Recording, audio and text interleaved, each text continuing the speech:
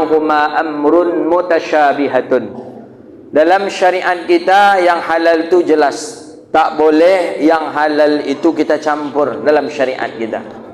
Maka banyak perkara yang halal dibolehkan dalam syariat. Banyak di antara perkara yang halal yang dibolehkan dalam syariat, itulah yang disebut dengan jual beli. Itu salah satu kalimat yang halal yang Allah jelaskan dalam Al-Quran. Wa ahallallahu al-bay'a wa harramar riba. Allah halalkan jual beli, Allah haramkan riba. Maka itulah adanya bank syariah dan adanya bank konvensional. Jadi bank konvensional ini termasuk bank ribawi. Ya, menurut para ulama, menurut Majelis Ulama Indonesia, menurut DSN Dewan Syariah Nasional, bahwa bank konvensional adalah bank ribawi. Bank ribawi berarti bank riba, iya. Yang syariah mana? Dah ada sekarang bank syariah, BSI. Apalagi di kita, di Riau ada BRK Syariah. Mana Pak Edwin Indra tadi? Itu orang bank Riau Syariah yang ada BRK Syariah yang ada di Siko tadi tu. Dah keluar beliau. Beda dia, beda. Dalam syariah itu Bapak Ibu yang dirahmati Allah, jelas sekali perbedaannya. Contoh saja.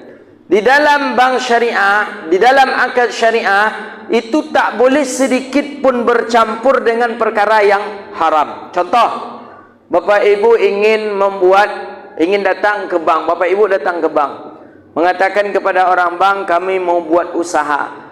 Bank syariah menanyakan dulu, apa usaha yang Bapak Ibu buat?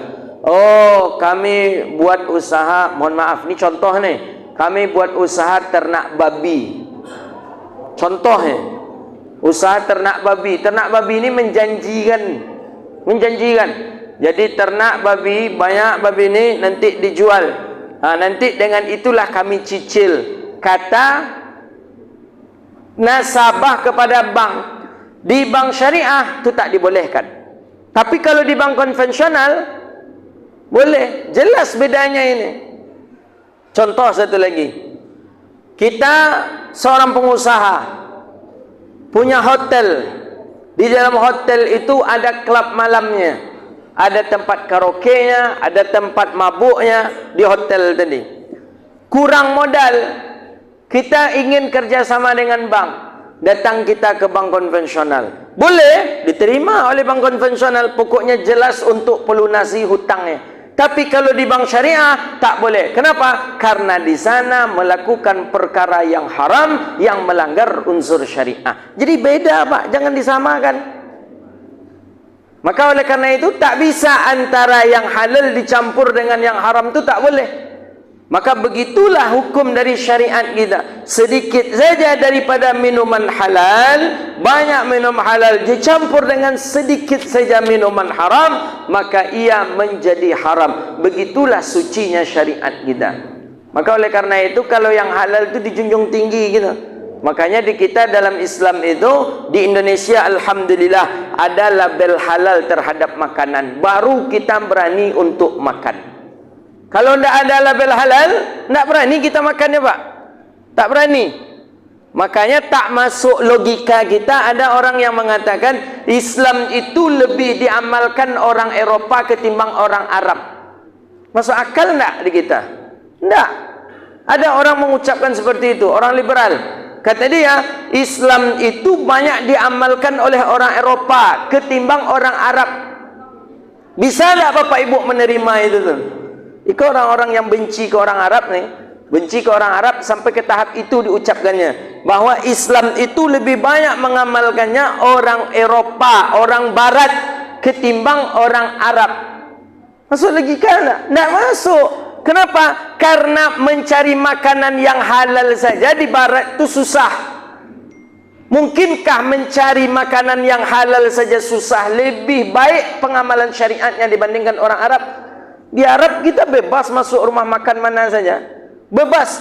Datang kita ke Makkah, datang ke Madinah, datang ke Mesir, datang ke Yaman, datang ke Sudan, datang ke Emirat Arab, datang ke Qatar, datang ke Jordan. Mudah mencari, ada saja makanan masuk sajalah. Pasti di dalamnya kalau tidak kambing, pasti daging sapi. Kalau tidak daging ayam, pasti daging yang halal. Tapi coba ke barat. Tidak usah awak ke barat dulu. Datang aja ke Singapura. Laponyong mencari makanan yang halal.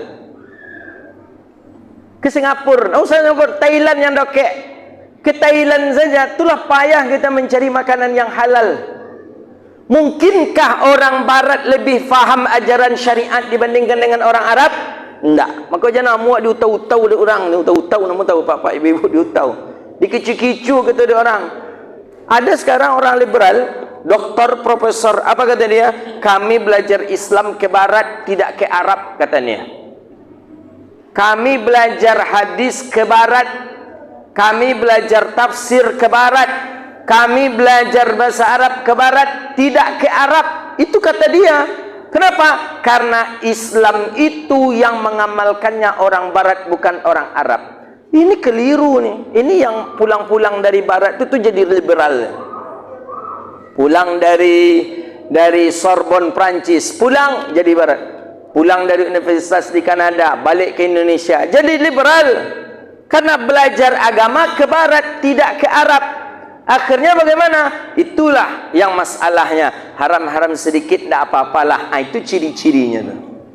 Kalau ada orang bertanya, Buya, kami kok ya berjual beli Buya, tapi jual beli kami kok ada berduto seketek Buya. Seketeknya, ayo anda apa tidak? Sedikit saja haram. Kalau ada yang memfatwakan yang seperti itu terindikasi tamat baratnya. Ada, apa pula enggak? Ada. Mereka berfatwa, apalagi fatwa baru-baru yang sudah 5 tahun yang lalu. Katanya, boleh diganti, mohon maaf, boleh diganti ginjal kita dengan ginjal, mohon maaf, dengan ginjal anjing. Jadi, ginjal manusia ada rusak. Jadi, digantilah ginjal manusia tadi, diambil ginjal anjing tadi, dipindahkan. Keciknya boleh. Kenapa? Karena sama-sama manfaat dan itu sama-sama ginjal. Dalam fikih tidak boleh. Kenapa? Itu makhluk hewan yang hina. Sedangkan kita seorang manusia, begitulah martabat perbedaan antara halal dengan yang haram. Maka oleh karena itu Bapak Ibu, jangan kita menyamakan sama aja nya halal haram tu nya katanya. Pokoknya kan sama-sama bisa awak menikmati. Ndak. Yang halal itu mulia, yang haram itu menjadi sesuatu yang hina. Nikah halal mulia, zina haram hina. Maka mana yang kita pilih? Tentu kita memilih yang halal, itulah yang mulia. Maka oleh karena itu, jangan kita sepelekan perkara yang halal dengan perkara yang haram. Tetap kita seorang muslim, cintailah produk yang halal. Itulah ada logo halal MUI itu. Itu pun nak diganti dek kawan kan. Ada je nampaknya beberapa produk lah berganti label halal itu. Ada yang masih memakai label halal yang lama, ada yang sudah berubah label halal tadi. Itu yang memberi itu haknya adalah MUI, Majelis Ulama Indonesia. Kita beruntung Indonesia punya MUI.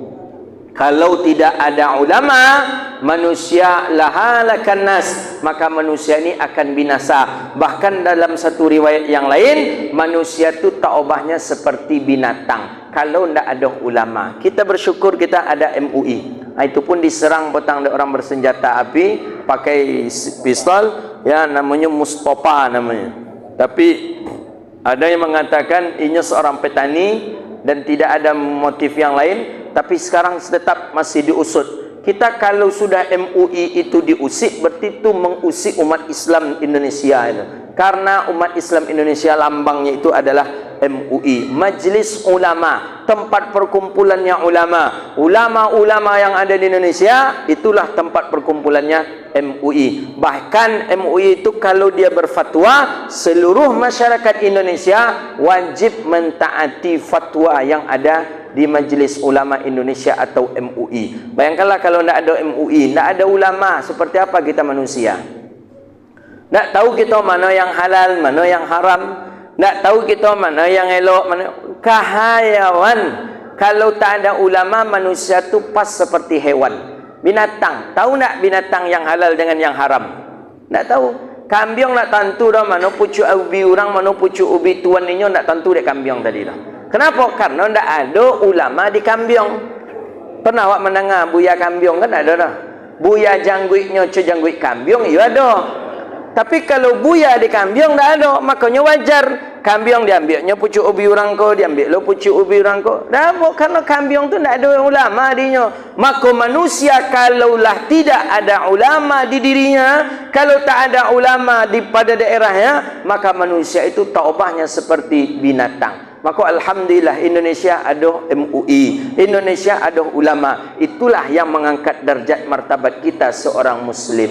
Maka kita tahu halal kece MUI kita ambil, haram kata MUI kita tinggalkan, syubhat kata MUI kita tinggalkan. Itulah untung ada Majlis Ulama Indonesia yang ada di Indonesia ini. Maka oleh karena itu mengambil rujuklah ulama hukum fatwa kepada MUI. Apapun permasalahan ke MUI. Puasa tengoklah kepada MUI pemerintah. Begitu juga dengan berhari raya. Karena memang itu sudah dijelaskan oleh beberapa ulama-ulama tafsir, beberapa ulama-ulama hadis dari generasi salaf dan khalaf, bahkan ahlu sunnah wal jamaah, bahawa menyepakati ketika hari raya itu ikutlah kepada sultan pemerintah. Jadi disebutkan di dalam kitab itu termasuk hari raya, termasuk di sana jadual Jumat, termasuk di sana tentang zakat, maka kita mengikut kepada aturan pemerintah. Jadi itulah kajian kita Bapak Ibu yang dirahmati Allah. Bulan Syawal, bulan yang penuh keberkahan. Bermaaf-maafanlah kita, saling berhalal-halalanlah kita.